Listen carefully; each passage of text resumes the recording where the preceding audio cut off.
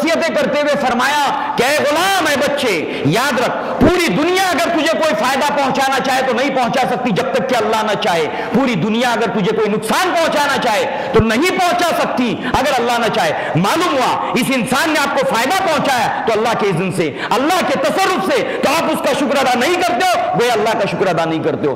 और जिसको 2 रुपये में जो अमीन नहीं, वो 2 लाख में कहां से अमीन होगा? जो इंसानों का शुक्र अदा नहीं करता वो अल्लाह का शुक्र अदा कैसे करेगा? तो ये लुकमान है, अल्लाह ताला के शुक्रगुजार बंदे। उनकी जिंदगी का उनके सहायफ में, उनके वाकयात में, तफसीरों में बात मिलती है। उन्होंने अपनी जिंदगी का आगाज एक गुलाम की हैसियत से किया। गुलाम थे, हबशी नस्ल थे, लोबी कबीले से ताल्लुक था, इनके सहीफे मौजूद थे। अल्लाह ताला ने कुरैश को इनकी मिसाल बयान करके पेश किया कि ये लुकमान जिनको तुम कोड करते हो अपने खुतबों में, तुम्हारे ऑरेटर्स, तुम्हारे वक्ता, तुम्हारे बोलने वाले बयान करते, लुकमान ने ऐसा कहा, लुकमान ने ऐसा कहा, लुकमान ने ऐसा कहा। जैसे हमारे जमाने में उलमा जो है वो कोड करते अल्लामा इकबाल को, हकीम, हिकमत की बातें पेश करते, कोड करते, अपनी बात को मुअक्कद बनाने के लिए, मुदल्लल बनाने के लिए, बात को फसाद और बलागत से पेश करने के लिए अल्लामा इकबाल के अशार को बयान करते हैं। ऐसे वो लोग अपनी बात को पुख्ता बनाने के लिए रेफरेंस देते थे, लुकमान ने यूं कहा, लुकमान ने यूं कहा, लुकमान ने यूं कहा। अल्लाह ताला ने फरमाया लुकमान के बड़े चर्चे हैं तुम्हारे अरब में, उनके हवाले देते हो, इनडायरेक्ट उसकी तर्जुमानी है। अल्लाह ने फरमाया कि लुकमान ने अपने बेटे को नसीहतें क्या की थी?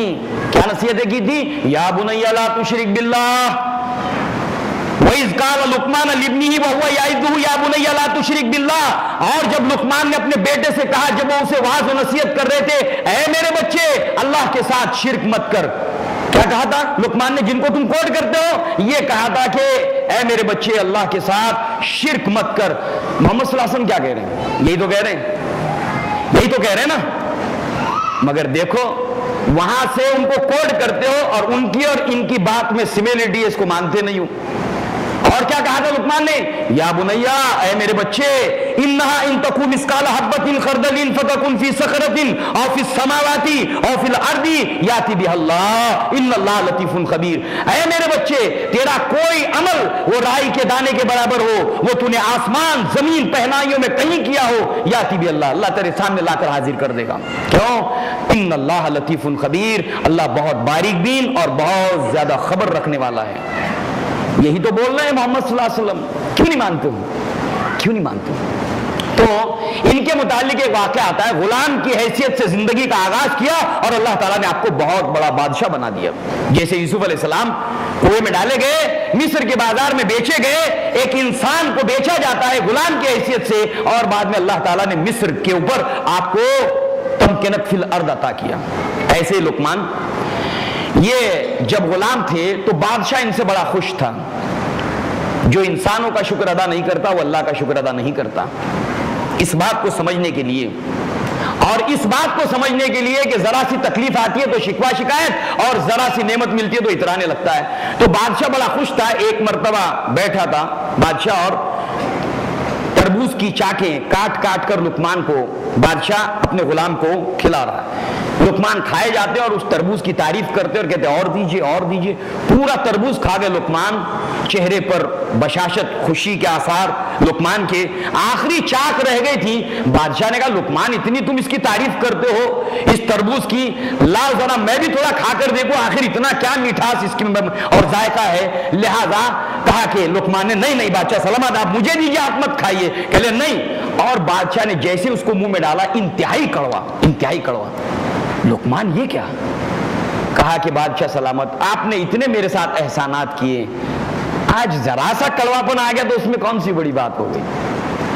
वलक़द आतैना लुकमान अल हिकमत अन इश्कुर लिल्लाह। जो इंसानों का शुक्र अदा नहीं करता वो अल्लाह ताला का शुक्र अदा नहीं करता। तो अल्लाह ताला जिंदगी में तुम्हें थोड़ी सी तकलीफ देता है तो शिकायत करते हो अल्लाह की, नाशुक्रगुजार बंदे बनते हो, इब्लीस के उस कसम को सच्चा कर दिखाते हो। अल्लाह ताला कहता है कि मा यफ़अलुल्लाहु बिअज़ाबिकुम इन शकरतुम व आमनतुम, मैं तुमको अजाब देकर क्या करूंगा अगर मेरे शुक्रगुजार बंदे बनोगे। ये मजमून की अहमियत को समझने के लिए बातें हो रही हैं। और आगे चलिए,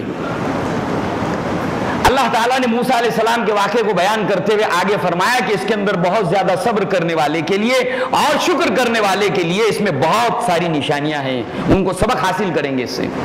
آگے قصہ بیان ہوتا ہے، اللہ تعالیٰ فرماتا ہے بنی اسرائیل کو اپنی اس نعمت کا ذکر کرتے ہوئے کہ فرعون کی غلامی سے میں نے تم کو نجات دی، اور اللہ تعالیٰ فرماتا ہے وَإِذْ تَعَزَّمَ، اور البتہ تمہارا رب یہ فیصلہ کر چکا تھا، اور اس کے اندر یہ آیا ہے تفصیل میں، آپ احسن البیان اٹھا کر دیکھیں گے، ابن کثیر اٹھا کر دیکھیں گے، سورہ ابراہیم کے اندر یہ آیت موجود ہے کہ اس کے اندر یہ بتایا گیا کہ تمہارا اللہ تم سے وعدہ کر چکا تھا، ان اللہ لا یخلف المیعاد، اللہ اپنے وعدے کا خلاف نہیں کرتا۔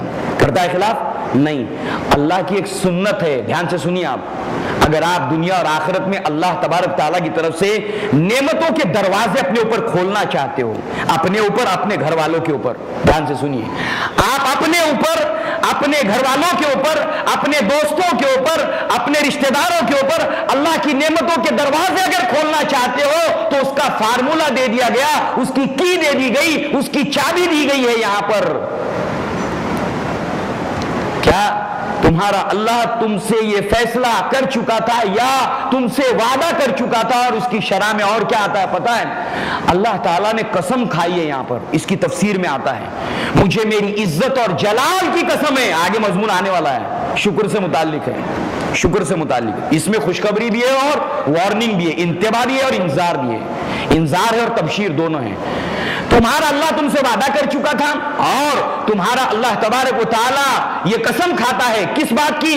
لئن شکرتم لازیدنکم، اگر تم میرا شکر ادا کرو گے تو تم کو اور دوں گا، میرا وعدہ ہے تم سے، تم صرف میرے شکر گزار بندے بنو، میں تم کو اور دوں گا۔ الحمدللہ، اللہ تعالیٰ اپنے وعدے میں سچا ہے، سچا ہے، شکر کر کے دیکھو، نعمتوں کے دروازے تم پر کھول دے گا اللہ تبارک تعالیٰ۔ کبھی زبان پر، کبھی دل میں ناشکری نہ لاؤ، پہلے سمجھنا پڑے گا ناشکری کہتے کسے، صرف وربلی زبان سے الحمدللہ الحمدللہ اللہ کا شکر ہے، یہ شکر نہیں ہوتا، دھیان میں رکھیے، ابھی تفصیلات آئیں گی، شکر کیا ہے اس کی تفصیلات آئیں گی۔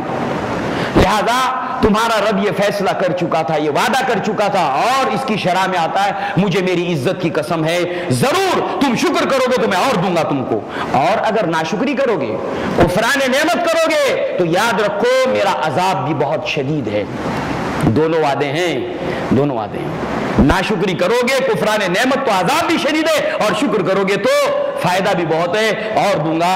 اس لیے اللہ نے فرمایا من یشکر فانما یشکر لنفسہ، جو شکر کرتا ہے وہ اپنے بھلے کو کرتا ہے، ومن کفر، جو کفران نعمت کرتا ہے، جو ناشکری کرتا ہے، فإن اللہ لغنی حمید، بے شک اللہ تعالیٰ بے نیاز ہے، بے پرواہ ہے، اور اپنی ذات میں محمود ہے۔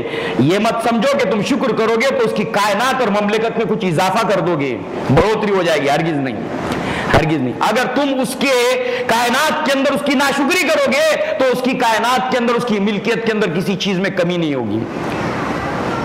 اللہ تبارک و تعالیٰ کے نبی صلی اللہ علیہ وسلم نے فرمایا کہ تم سارے کے سارے انسان اور جن، سارے انسان اور جن، عورتیں اور مرد، اس ایک آدمی کی طرح ہو جاؤ جو سب سے زیادہ نیک اور متقی ہے اس وقت زمین کا، کوئی ہوگا؟ اللہ بہتر جانتا ہے۔ اس وقت دھرتی کا سب سے متقی انسان کوئی ہوگا؟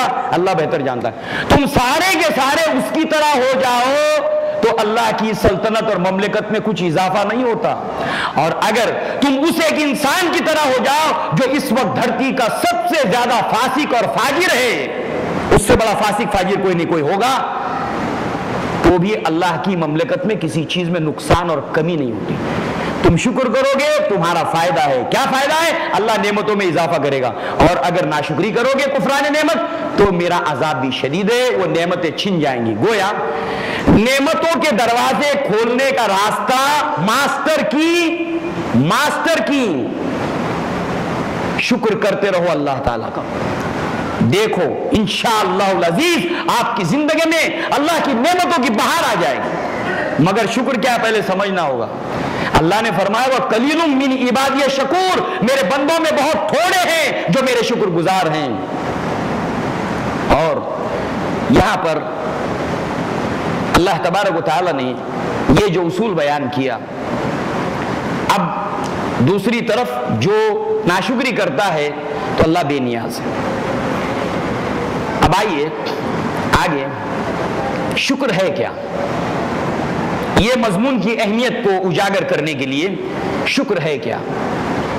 ہم میں سے ہر انسان یہ چاہتا ہے کہ اللہ کی نعمتوں کی برسات اس کے اوپر ہو، اللہ کی نعمتیں آئیں، چاہتا نا ہر کوئی؟ اللہ اپنے وعدے میں سچا ہے، اس کو سمجھو، آپ بات کو سمجھو اور عمل کرو انشاءاللہ العزیز۔